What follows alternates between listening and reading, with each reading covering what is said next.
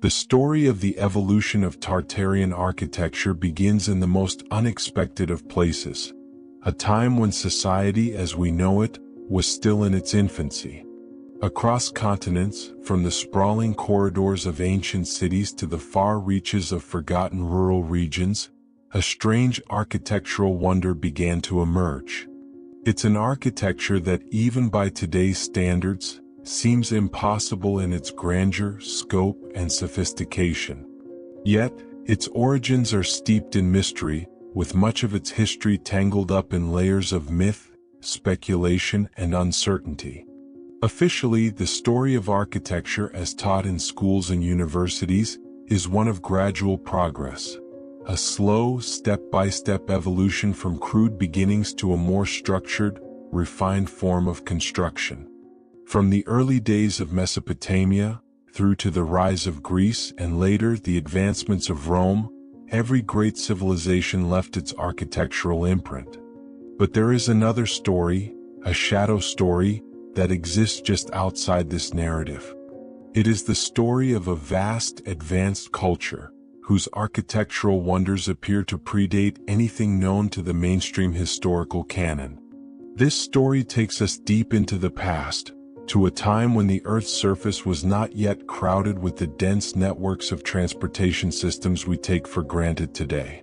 There was no internet, no advanced machines, and no supply chains, just raw ingenuity.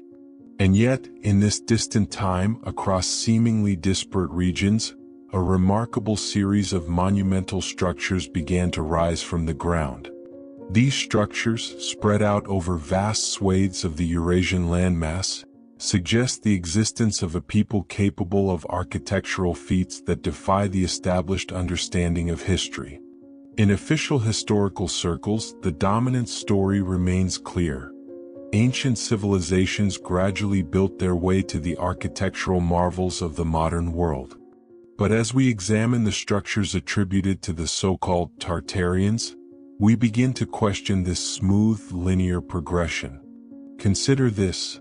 In the 19th century, travelers documented monumental structures across Siberia, Mongolia, and even parts of Eastern Europe, structures that appeared impossibly sophisticated, their design elements curiously advanced for the period they were said to have been built.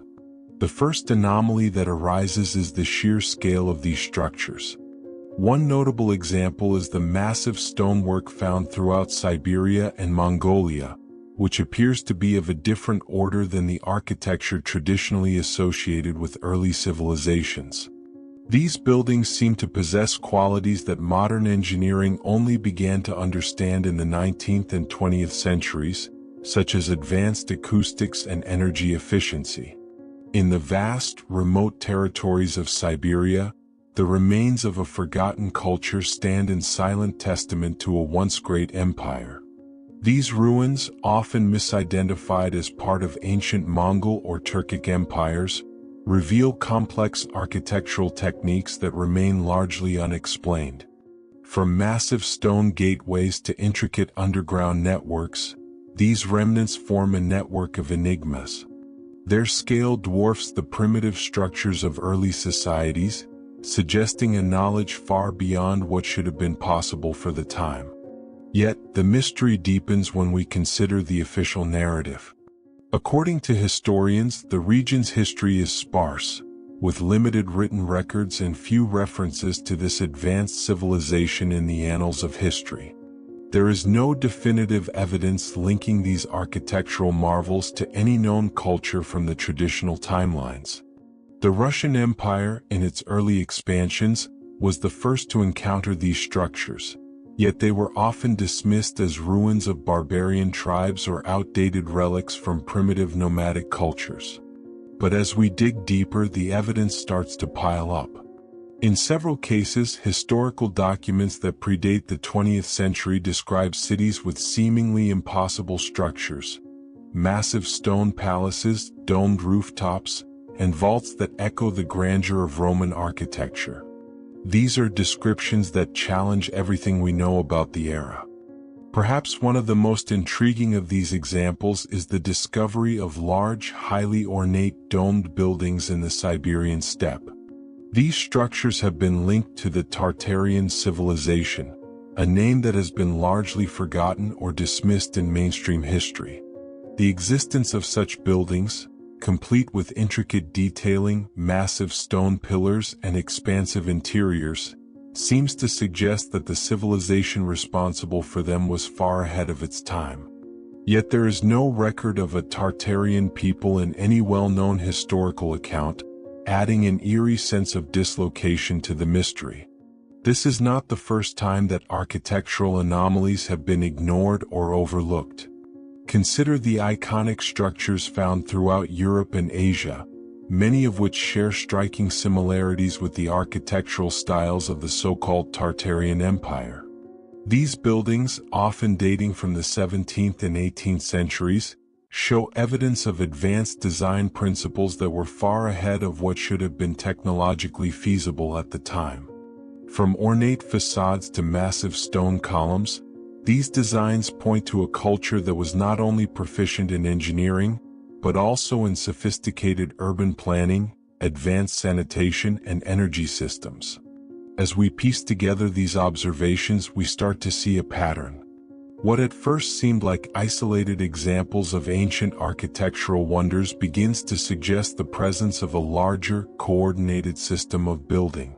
From the Russian Far East to Eastern Europe, the remnants of a forgotten civilization seem to point toward one central idea: an empire whose architectural evolution outpaced the rest of the world by centuries, if not millennia. And yet, the mysteries only grow more profound. These structures appear to have been built in a time before many of the tools and resources necessary for such work were widely available. This presents a paradox. How could a people with seemingly primitive technology build such advanced and sophisticated structures? What knowledge did they possess that we've either lost or never even knew existed? To further complicate matters, there is little physical evidence to tie these structures to the civilizations traditionally associated with the period. Written records from the time, when they do exist, speak in vague terms about kingdoms and empires that once thrived, but they rarely provide concrete information about their cities, architectural techniques, or the people who built them. It's almost as if these advanced structures were simply forgotten, erased from the historical record. The more we investigate these architectural remnants, the more the story begins to fray at the edges. What we once thought we knew about the past now seems insufficient. Perhaps the true origins of these magnificent structures have been overlooked or worse, deliberately obscured. The pieces of the puzzle continue to elude us, raising more questions than answers. The timing raises questions. How did a civilization, long forgotten, manage to create such remarkable structures? And why have these achievements been relegated to the fringes of history? As we dig deeper into the story of Tartarian architecture, we begin to see not just the cracks in our understanding of the past, but also the possibility that there is much more to this forgotten empire than we ever realized. The truth of Tartaria, its people, and its architectural legacy remains one of history's greatest unsolved mysteries. There is still much we do not understand, and the evidence continues to invite further examination. The story of Tartarian architecture continues to unravel, revealing more contradictions and anomalies as we move deeper into the narrative. As the first clues appeared in the form of strange, advanced structures scattered across Siberia and Eastern Europe, the larger question arises: was this a localized phenomenon, or did these architectural principles spread across regions in an entirely unrecognized way? As we shift our focus, it becomes clear that the evidence points toward something more expansive than mere regional architectural development. There are undeniable links between these structures and similar ones found in distant parts of the world, particularly in the United States and the United Kingdom. For example, one can look at the Erie Canal system in the U.S., or the extensive rail networks that span across Europe. These grand infrastructural projects, built before the mass demand for them, are eerily similar in their approach to the so-called Tartarian buildings. The sheer scale of these projects and their engineering complexity suggest that these were not simply responses to an immediate need, but part of a broader, systematic pattern of architectural evolution that was well ahead of its time. It's tempting to assume that these ancient systems were one-off projects, born of random necessity. However, what's most striking is the deliberate, almost prescient nature of the infrastructure. This kind of engineering was not born out of necessity, but rather foresight, long before demand had risen. The Erie Canal, for instance, is not just a waterway. It was built as part of a grand vision for the expansion of a nation, ensuring that the transportation network could support the demands of a rapidly industrializing society. Similarly, in Europe, the extensive rail systems were designed not only for the present but for a future that far exceeded what was immediately foreseeable. The same pattern emerges when we examine the administrative systems that accompanied these monumental projects. Whether in the U.S., the U.K., or Siberia, the administrative complexity involved in the building of these massive systems reveals a surprising level of coordination. Consider the early stages of the Industrial Revolution. Large-scale projects such as railways, canals, and urban planning weren't just built haphazardly, they were part of a tightly organized administrative structure that spanned countries, transcending individual empires or nations. This is the hallmark of a civilization that had mastered organizational complexity far before the conventional historical record would suggest. This consistency across various regions is striking. It suggests the presence of a coherent cultural approach to architecture and infrastructure, one that was shared across vast distances. But what does this mean for the historical timeline we've accepted? These vast, intricate systems were not born in isolation. They were part of a unified, advanced network, seemingly developed independently of the mainstream narratives of technological progression. Looking at the specifics of these structures, we begin to see something else: an overwhelming focus on functionality. The buildings and systems were not designed merely to impress. They were engineered with purpose. Take the rail systems in the UK, for example. The sophistication of these early infrastructures wasn't just about getting trains from point A to point B, it was about ensuring that every element, from the bridges to the tracks to the stations, was integrated into a holistic system that would support the entire network. The same efficiency can be seen in the buildings of Tartaria, which weren't just aesthetically grand but also served highly functional purposes, like energy efficiency, acoustics, and thermal regulation. Perhaps most curiously, the early rail and canal systems across the U.S. mirror the types of energy-efficient and infrastructural designs seen in the distant corners of Siberia.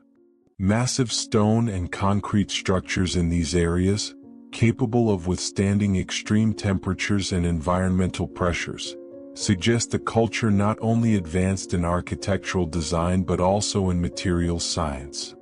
These materials, resilient enough to endure for centuries, were deliberately chosen, pointing toward an awareness of the future's technological needs, a quality shared with the over-engineered systems in the West. The comparison becomes more compelling when we look at the sheer audacity of the systems built. Large-scale infrastructure projects, from the U.S. canals to the railways of Europe, often seemed far ahead of their time.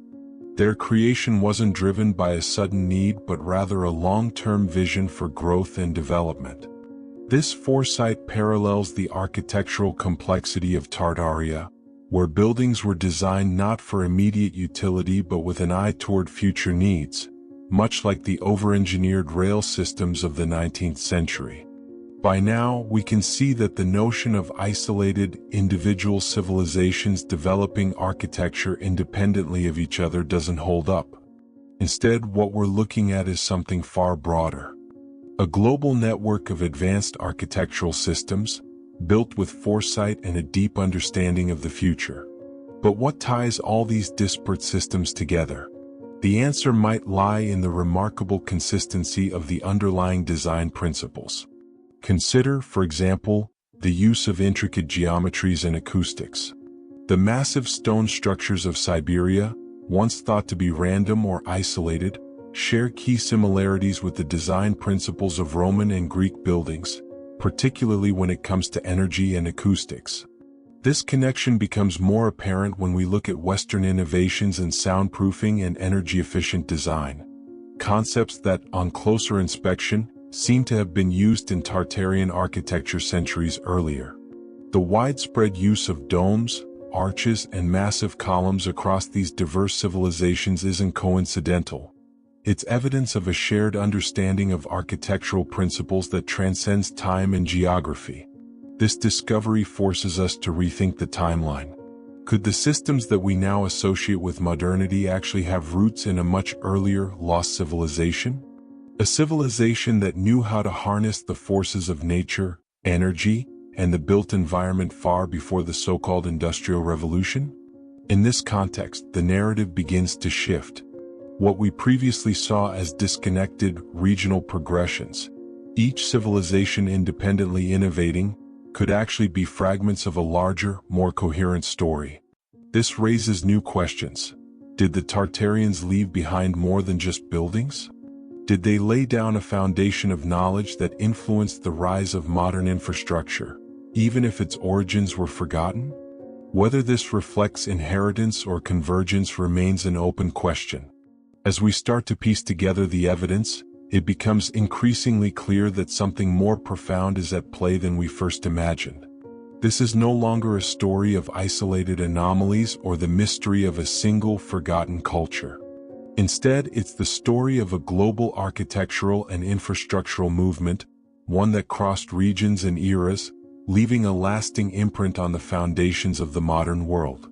The evidence, from Siberia to the United States to the United Kingdom, compels us to rethink the narrative of human development, to understand that these innovations were not isolated, but part of a much larger, interconnected pattern of progress. And yet, we are still left with the unanswered question. Why did such knowledge appear to vanish, leaving behind only fragments of a once mighty civilization? The pieces of the puzzle are starting to fit together, but the final picture remains tantalizingly out of reach. As we move deeper into the investigation of Tartaria, it's essential to revisit its historical origins and how the concept of Tartaria has evolved over time.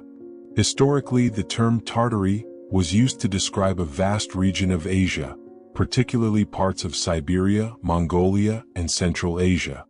It was a term coined by Western explorers and cartographers during the 16th and 17th centuries, used to describe an area that was largely unknown and unexplored by the West. But what exactly was Tartaria, and how did it become a focal point of speculation and reinterpretation? In the earliest uses of the term, Tartaria was a loose geographical designation. It wasn't associated with any particular culture or civilization. Rather, it referred to the wide, largely unmapped regions of Asia that lay beyond the familiar world of Europe. Maps from the time depicted a vague, undefined space, often shaded with a sense of mystery. But as time progressed, the name Tartaria became linked to a mythic idea of an ancient, advanced civilization that once ruled much of Asia and beyond. This civilization, according to some interpretations, was said to have been responsible for the monumental architecture and infrastructure found across Siberia, Mongolia, and parts of Europe. The modern reinterpretation of Tartaria began to gain traction in the 21st century, especially with the rise of internet forums and alternative history communities. These reinterpretations were often fueled by the discovery of unusual architectural remains and artifacts, which did not fit neatly into the established historical narrative. The idea of Tartaria as a lost, advanced civilization began to spread, fueled by a mix of curiosity, frustration with traditional historical accounts, and the allure of uncovering a hidden truth. However, as with many myths, there is no single clear-cut definition of what Tartaria truly represents. Over time, Three main interpretive models have emerged, each attempting to explain the existence and significance of this mysterious civilization. These models vary in their approach, offering different perspectives on what Tartaria was, where it came from, and why it vanished. The first interpretation centers around the idea of a lost civilization, a powerful empire that once spanned much of Asia and Europe. According to this view, the Tartarians were a people who possessed advanced technologies and architectural knowledge far beyond what was available to contemporary civilizations. This theory suggests that they built the massive, intricate stone structures that we now associate with ancient cultures, and that their empire was far more technologically sophisticated than the Western world was willing to acknowledge. Proponents of this model argue that the civilization's fall was not a gradual process but rather a sudden and catastrophic collapse, possibly caused by war, natural disaster, or a deliberate effort by later powers to erase their history. The second interpretation revolves around the idea that Tartaria was not an empire at all, but rather a collection of scattered, independent city-states and cultures that shared similar architectural and technological practices. In this view, the Tartarians were not a single unified people, but a group of cultures that, for reasons unknown, developed similar architectural techniques and systems of organization. These cultures, although separate, left behind architectural remains that appear to be part of a larger, coordinated effort. This interpretation focuses on the idea of convergence, where different civilizations independently developed similar technologies and ideas, influenced by shared experiences, geographic proximity, or even cultural exchange. The third and final interpretation suggests that Tartaria was not a physical civilization at all, but a metaphor for a lost era of human potential. According to this view, the so-called Tartarians were not a specific people, but a symbol of an ancient, harmonious age where humanity lived in greater balance with nature and the environment. This theory posits that the architecture and infrastructure associated with Tartaria are remnants of an idealized, forgotten way of life, one that was abandoned or destroyed as humanity began to turn toward more industrialized, exploitative modes of existence. The Tartarians, in this view, are not a historical group but a representation of lost wisdom and a forgotten understanding of the world. As we turn our attention back to 1816, the year often referred to as the year without a summer, we see another thread in the tapestry of the Tartarian mystery. This was a year of extraordinary climate events, triggered by the eruption of Mount Tambora in Indonesia, which caused a global cooling effect and a series of crop failures. For many, this event marked the beginning of a shift in global consciousness, one that may have coincided with the end of the age of Tartaria, or at least the waning of its influence.